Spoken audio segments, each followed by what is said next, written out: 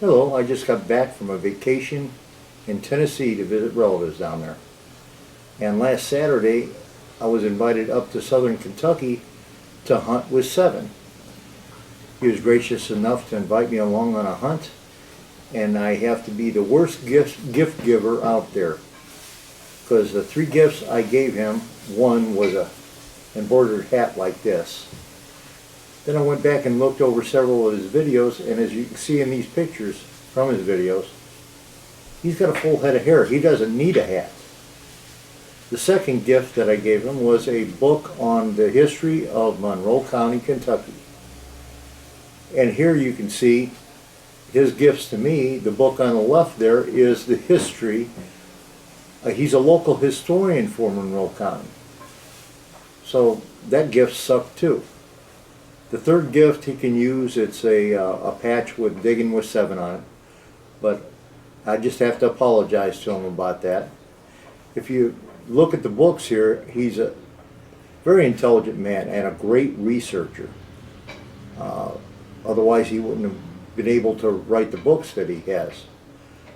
But if you'll stay tuned later in the video, I have some information on how to research, or a research aid for you. But right now, on with the hunt. Diggin With 7.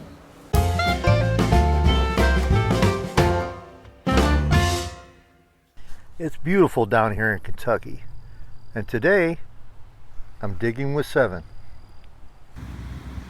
Today, I'm digging with 7. Well, my first target at about 2 inches is this iron ring. I have no idea about what it is. I'll have to ask 7. Let's see.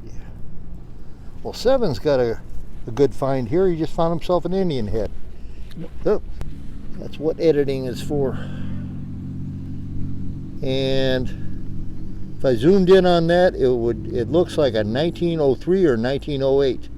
And if it's a 1908, I think that there's some of them that had a mint mark up underneath the bottom there. That's a good find. What do you say it is? I think it's a 1908. What I tell most people, and I know a lot of people don't do this or don't like to do this. I'll hunt all day for 1 or 2 signals, but generally I've got some pretty good stuff. And well, I'm very ignorant about relic hunting, but I think I found a cufflink. It looks to me like it is.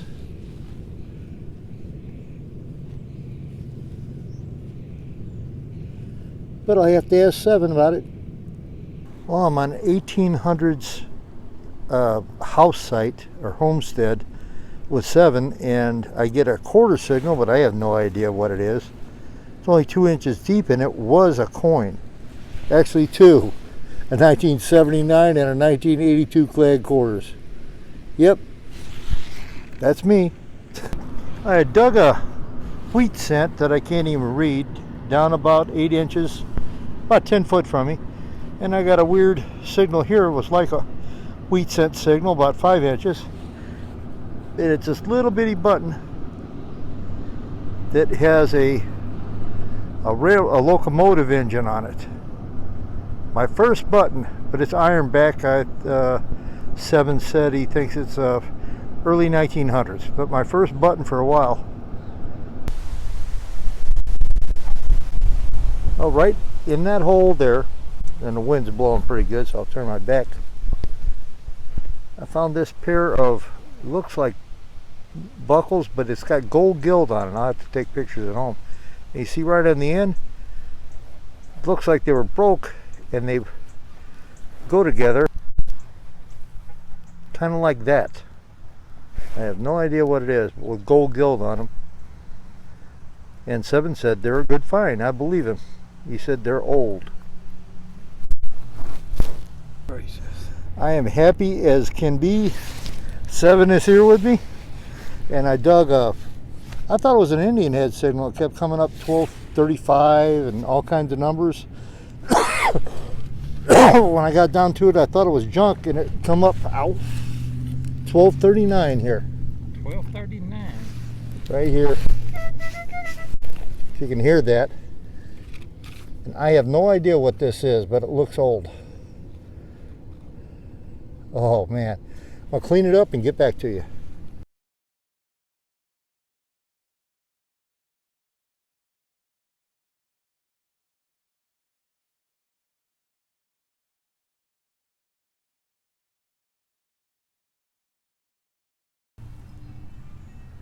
I'm here with Seven at the Tailgate wrap-up. It was good hunting with you. It was good hunting with you too. And here's if you want to see my finds, you'll have to back up the video.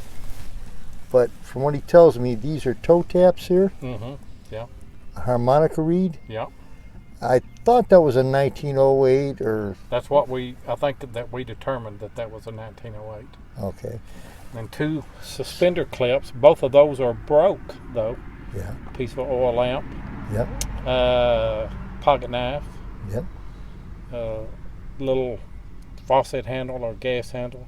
12 Georgia. This would have been a jar lid, and that's the green jar. And then Got an old lock on there. yeah, 1900s, but it's a good hunt. Yes, and thank you again for taking me to your site and welcoming me down. I'm glad that you had the best day. There's no doubt, and that's what I wanted. Was anytime I have anybody come up, I want them to have the best day because I can hunt these places all the time. And this is kind of a treat to you because it's a change of pace, you know. Oh yeah. I'll have to come up your way and hunt some parks with you sometime. Yeah. And okay. See what we can find up there. Yeah, you can get disappointed right along with the rest of us up there digging a lot of junk. Yeah. Well, it was nice to be able to get out here and just dig everything. I mean, if it was a repeatable signal, Mm-hmm. and it come up a conductive 2 or 6 or whatever it did.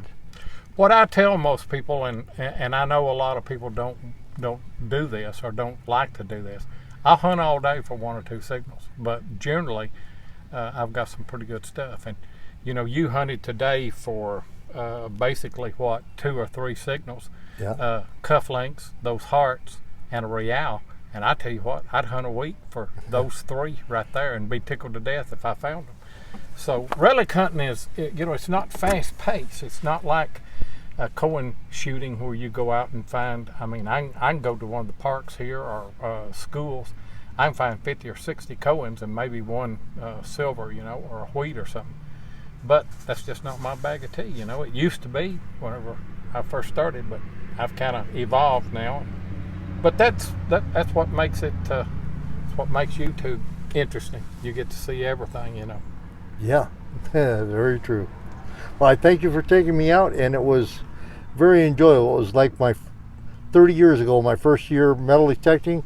I just got a 1 knob, 1 button machine and didn't have a screen on it, and I dug it when it beeped. I think we all started the same way. I got my first machine in, let's see, probably 1976. It was an old White's that just had the little saucer thing on it, and, Yep. and you had no idea what you was fixing to dig. I lived right across from a school, and of course there was SiLvEr everywhere then, you know. Yeah. And but I started out the same way, and you know, we found good stuff because we dug everything, but we found a lot of junk. Yeah, well, I remember that too. But those were pre-pull tab days. Those were bottle cap days, you know, back then. And then they come out with pull tabs, and to me that kind of ruined metal detecting. I mean, it's tough. It sure ruins my day most of the time. Yeah. Well, thank you, Seven. I appreciate it. As promised, a little help with your research, and it's a shout out too. Bravura Media Company. Adam is the host of Bravura Media Company, and he's been around since January 2014.